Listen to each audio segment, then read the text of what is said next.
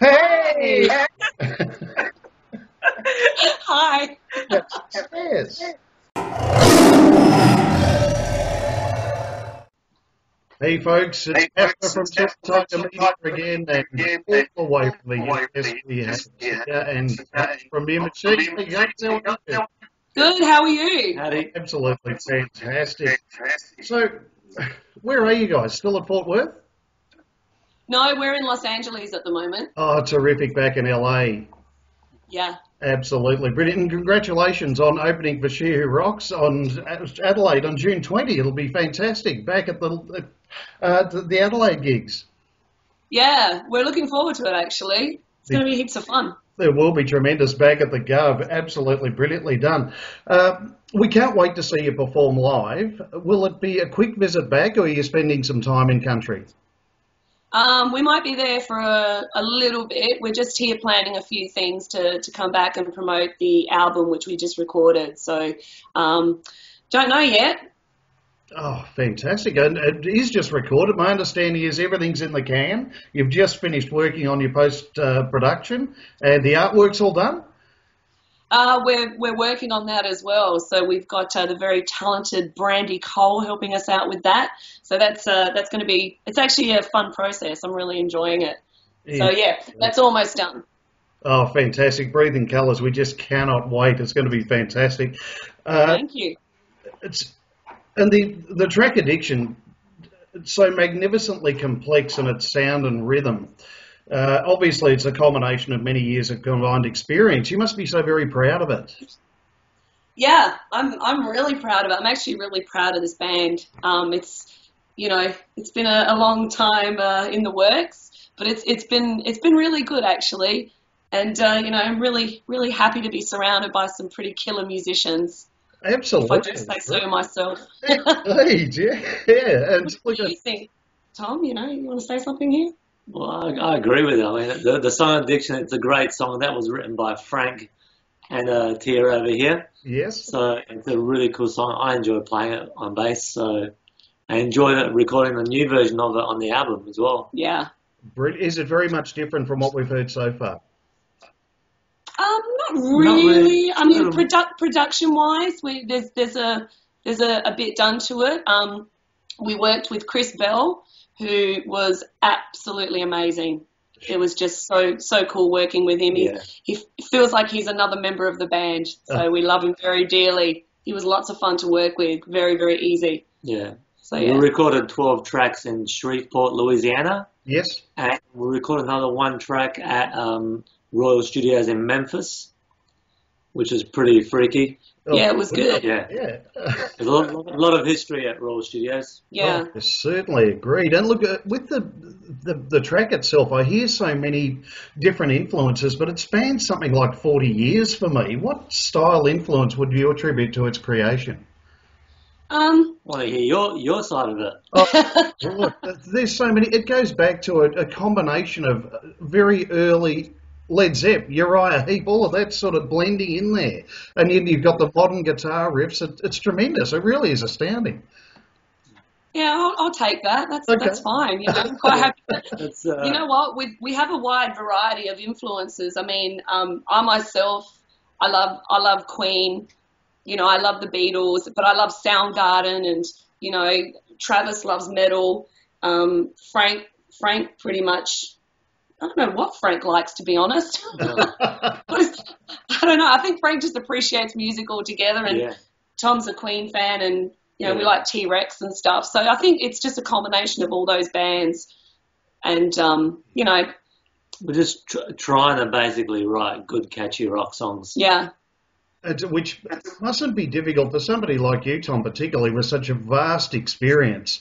How did Me and Machine all start for you and Tia back in 2012? Well, we've been working together for a long time, and we'd had a few different original bands beforehand. And I think the Me and Machine band started when Tia wanted to record the whole thing live. Right. Yeah, we're in LA. Which is what you see on the YouTube clips, is basically 2 days of recording the album live at the Tiverton Theatre. Yeah. That was basically it, just to capture that sound live, which no one was doing. And you know, a lot of music's got a lot of auto tune, a lot of fix-ups on the computer. So that was just basically, you know, 3 takes of each song. Yeah. I've got to ask, is there a profound meaning behind the band name? Is there something deep and meaningful there? You know what? I was trying to find a really cool name. I'm fascinated with the double M's, and you know, I just did a bit of research on the 2 M's together, and apparently it's a good omen. And I was with my nephew Johnny reading through the Roget's Thesaurus, Yep. and I swear I saw the 2 words together on one line, but they weren't. They were separate. And there we go. yeah, I kind of typed in Mere Machine in search engine, and then there was a saying, without heart we are but machines, and I thought that was pretty cool. Oh. So yeah, you know, there's no huge profound meaning, but I really dig the double M's. It's just a fascination with that. And Yeah. when you couple that with your music, it really is even more profound. It's tremendous. Yeah. So for She Who Rocks, I'm hoping for a little bit of Addiction, Be There and Blind. Is there a good chance of that? There's a very good chance of that. Yeah, there is. Hopefully, actually, I really enjoy those songs. We don't want empty room to be. Sorry? We don't want empty room to be applicable, though. No, empty room won't be in there. No. That's for a more intimate setting. No, we'll make sure it's all up tempo stuff, and you know. We've only got 40 minutes of music, so that's actually fantastic. Well, look, we're looking forward to more, I can assure you. But to you, Empty Room is a beautiful track, and it highlights your skill set so tremendously well. What's the meaning behind it? That was actually written for my mother, who passed away 6 years ago. I'm sorry. I'd lost my parents within 6 weeks. Oh. And I wrote that actually 4 days before we recorded it.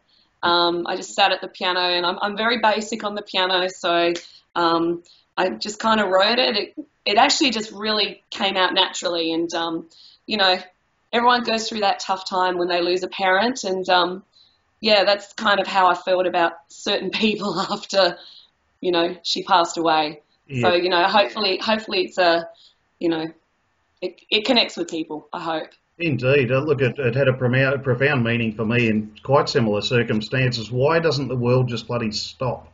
We're in mourning here. Everything should stop. Goodness me. Yeah, Empty really resounded in truth to me. It's a terrific track and beautiful again.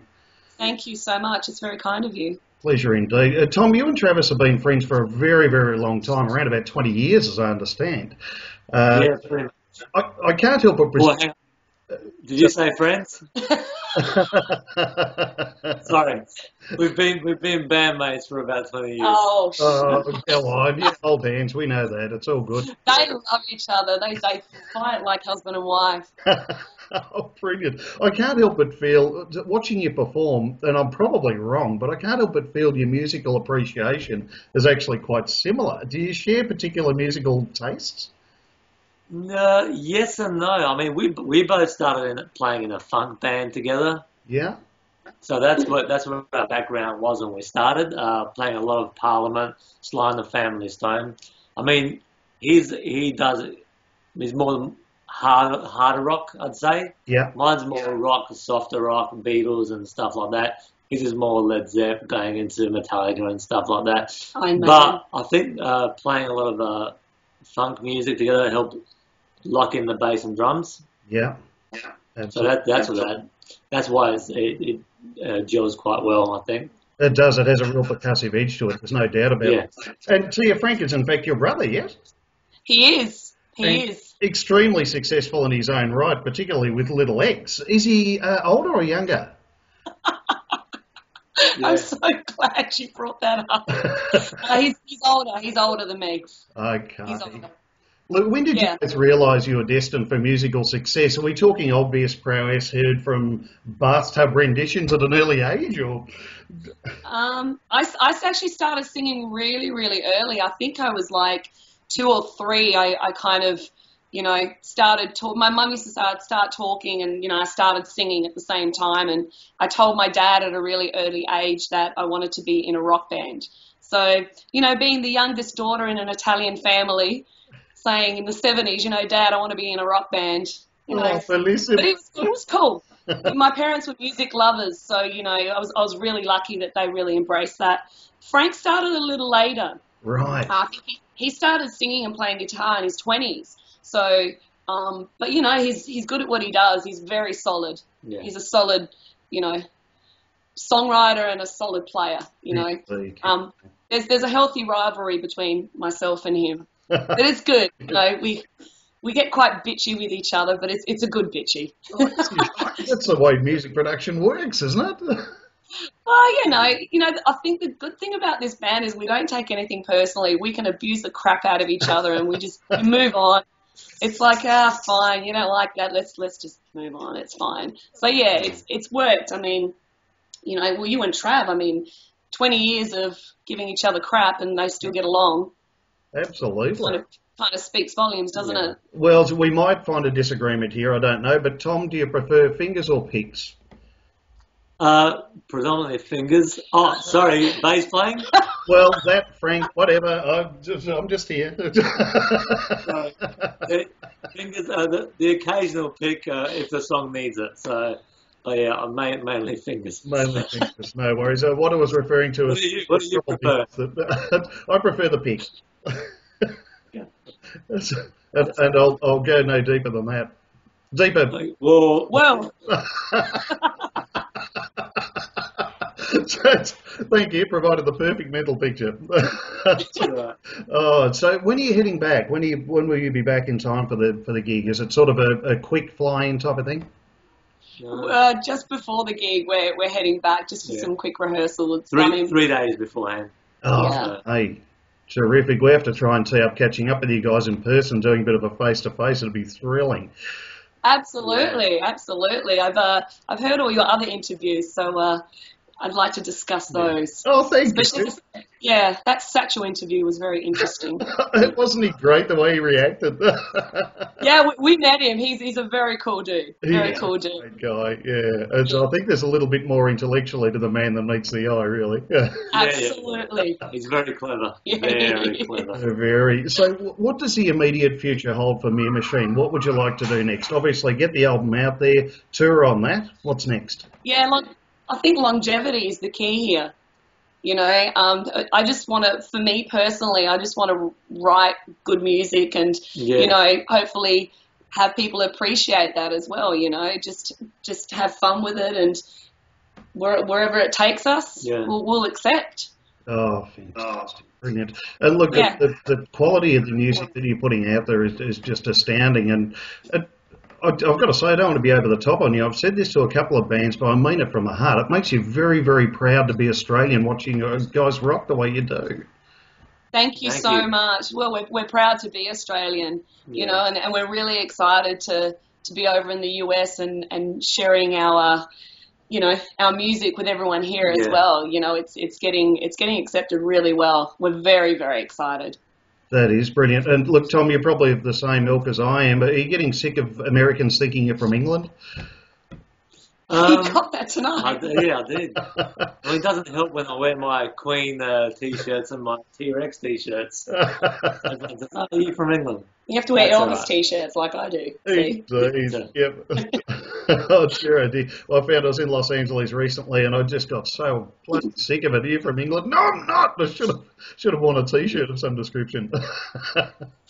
Actually, when we were in Shreveport, all we got was, y'all in a rock band? Which was really, really fun. It was at least 2 to 3 times a day. Yeah. So we kind of knew the look on everyone's faces. They sort of look at us as like, we know what you're going to say. So that's, we didn't get the England thing the last time we were here with the band, but it was pretty funny. Yeah. Indeed. It's absolutely fantastic that they are accepting you so well, and we do, in all honesty, love the American folks and the way they're picking up the Australian sound and picking up Australian artists. It's tremendous. Yeah. Look, congratulations on She Who Rocks. Obviously, it's going to be a very, very big deal for people to receive the exposure that Australia really deserves to your music. We haven't had all that much exposure, but this should launch the album locally just beautifully. Yeah. Yeah, we're looking forward to it. Really excited. To play with those two bands, Superjesus and Baby Animals, you know, Suze DeMarchi is amazing. We love her. So I used to dress like her, so, you know, she was a bit of an influence. Yeah, a teen crush type of thing going on there, yes. You know what? I saw a photograph of her, and she had this really cool jacket, and I searched high and low for this exact jacket, and I just thought I was cool as shit when I had it on. It looked ridiculous on me, but, you know, I just thought, nah, Susie's wearing it, I've got to wear this as well. So, you know, I didn't have the balls to cut my hair that short. She looks great with short hair. So, no, she's a very cool chick. She is indeed. And with all due respect to her, could I offer one word of advice from somebody who knows nothing about anything? Please try not to blow them off stage, because that's where you're headed. Oh, that is so sick. I don't think we'll be doing that. They're pretty rocking. I saw them live last time, and they were fantastic. Yeah, I mean, they were monsters. She's awesome. And her voice is still top notch. Yeah. The same can be said of you guys too, and I'm not just blowing wind in your pockets or anything like that. T, you obviously are She Who Rocks, without a shadow of a doubt, and we're really looking forward to seeing you coming home and performing, and just can't wait to see an Australian leg of the tour for the new album. Yeah, we're looking forward to it. And I keep saying it, but we really are looking forward to it. It's going to be great. It's going to be a lot of fun, I think. Well, travel safely, guys, and thank you very much for your time today. We'll look forward to We just make one more mention. Sorry, we just want to give a shout out that we lost a dear friend today, big supporter of the Adelaide music scene, Mr. Howard Kell, who passed away. And he was a massive supporter of ours and of a lot of musicians in South Australia. Yeah. A great drummer and a great, great guy. So we just want to make mention of him as well today if possible. Yeah, we know he would have been at all the She Who Rocks gigs. So, you know, we just want to send out love. Yeah. Absolutely. What a beautiful way to honour him. And thanks very much for mentioning that. I actually wasn't aware. I've had my head in the sand for the last about 12 hours. So thank you for that. And a great way to honour him. Yeah. And again, really looking forward to you coming out here. Can't wait to see you. And for all those fans there, travel safe. Thank you so much. A pleasure indeed. See you soon. Bye-bye. Bye. So.